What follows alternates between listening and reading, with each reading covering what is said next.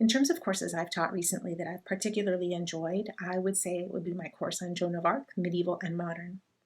The medieval figure of Joan of Arc is known to us only through texts by other people, so our access is completely mediated, and sifting through the available textual information to try to locate or understand or recapture some truth or essence about Joan of Arc is both a very challenging but also a really interesting effort to engage in.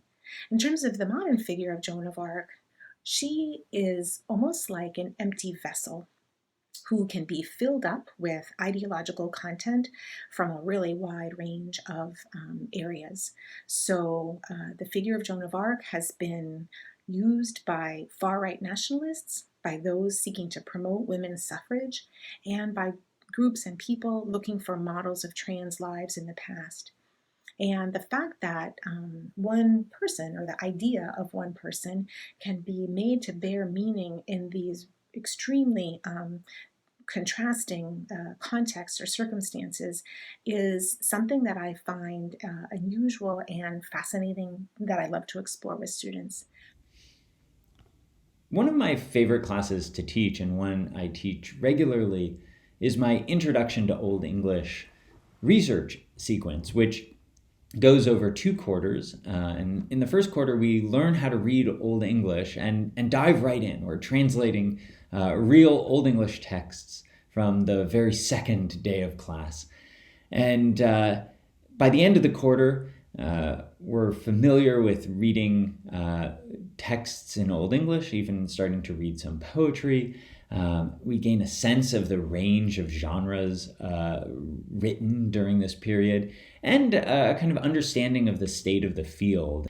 And then in the second quarter, I teach an advanced research sequence that focuses on a specific Old English text. So my favorite class to teach is called Medieval History, Theories and Methods. It's my version of an introductory course to medieval history. But really, the course is about thinking through how we know what we know about the Middle Ages. Probably my favorite part of the class is that it always includes a trip to Special Collections at the Regenstein Library. Special Collections has an amazing, extraordinary collection of medieval manuscripts, medieval documents, and we can take those out, and the students can work with them, can look through them, uh, feel what it actually is like to touch medieval parchment, which is animal skin that they used to make books and documents. And so it's really an opportunity for the students to get a hands-on experience of thinking through how it is we know what we know about the Middle Ages because of the types of sources that survive. One of my favorite courses to teach is called Devotion, Descent, Disenchantment, Art in the Age of the Reformation, which focused primarily on the years 1400 to 1550. Rather than providing a straightforward introductory survey of what is typically called a Northern Renaissance art class, this course focuses on the dawn of the Reformation and the rise of important figures like Martin Luther, and the ways in which images started structuring new discourses of knowledge in this period, especially in the emergence of new media technologies like the printing press. And I actually use this class to interrogate the terms medieval, Renaissance, even early modern. So, for example, we have on the screen here two paintings, one by Piero della Francesca and one by Van Eyck, both from Italy and the Netherlands, respectively. And in a typical art history survey class and textbook, these paintings will be described as Renaissance paintings. But here on the right, this incredible panel from an altarpiece from Germany by Georg Rathgeb, which is almost 100 years later than the Van Eyck and more than 50 years later than the Piero della Francesca. This one is typically called medieval. So in this class, we interrogate these temporal categories, and I encourage my students to think about the ways in which works of art can overturn our traditional historical trajectories from medieval to Renaissance to the modern, and to embrace the messier narratives of transition, continuity, and modernity that an object like Jörg Rothgeb's painting leaves behind for us.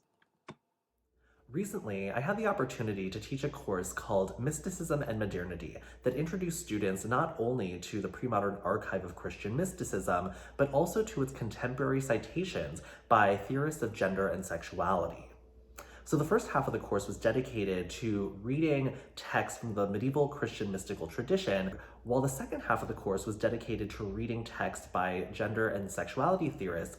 What was so generative about this course was that I was able to bring together students with widely disparate specialties and interests. So I had students from medieval studies who were grappling with the arguments from deconstruction, critical theory, and psychoanalysis, and I had students who were expert in critical theory reading medieval texts for the first time.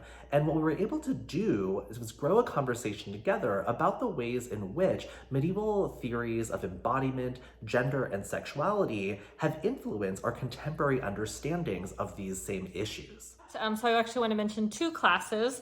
One is called Thinking with Race in Medieval England. We take a concept, race, which we associate with kind of the invention of modernity, the transatlantic slave trade, the kind of constitution of our modern world. And we bring that concept back to the Middle Ages and think about what's going on in that period with kind of corporealizing cultural difference. Another class that I wanted to mention is called Imagining Pagans in the Middle Ages, a class that is really fun because we get to kind of think about medieval people thinking historical difference. So they're looking back to the pagan period. They're thinking, how are we like the pagans? How are we different? Which is sort of like us looking at the medieval period now. One class that I taught lately that I thought it was interesting, or the people who took it seemed to think it was interesting, was a class that I taught about medieval apocalyptic cultures.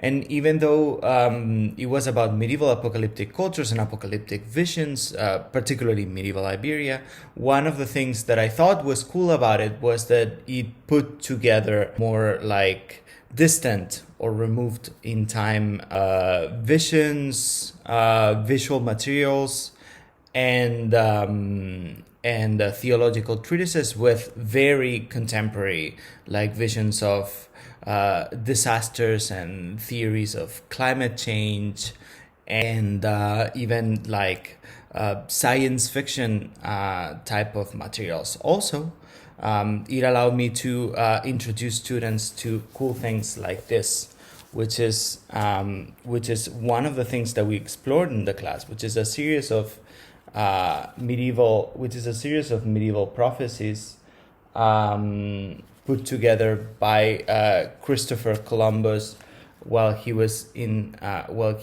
prison. These are the kind of materials that we look at in my class.